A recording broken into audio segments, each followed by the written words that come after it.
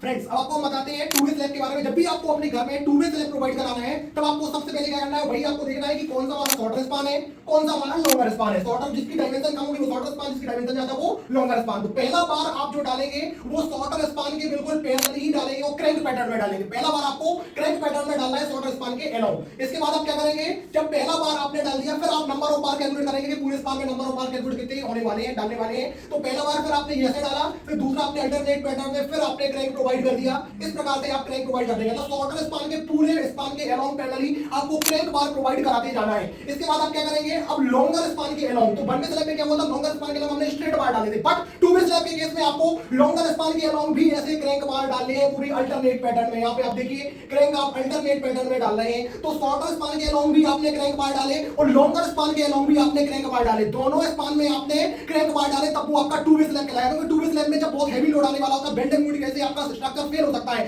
तब आपको two way slab provide कराना पड़ता है ताकि क्रैंक बार से वो बेंडिंग मोमेंट रजिस्ट हो जाए, स्ट्रक्चर आपका सेफ हमेशा बना रहे। इसके बाद जो आपने बार यहां पे डाले हैं, आपके स्टील बार कम से कम 8 mm डायमेंशन का होना चाहिए। 8 mm से कम का स्टील बार आपको यूज नहीं करना है, चाहे वन वे स्लैब हो चाहे टू वे स्लैब हो। इसके बाद जो कंक्रीट आप डाल रहे हैं, कंक्रीट आपको M20 ग्रेड का कंक्रीट डालना, जिसका रेशियो 1:1.5:3 रहेगा। तो इस प्रकार से आप टू वे स्लैब अपना डिजाइन करते हैं अपने घर के लिए, स्ट्रक्चर के लिए, तो स्ट्रक्चर हमेशा आपका सेफ बना रहेगा।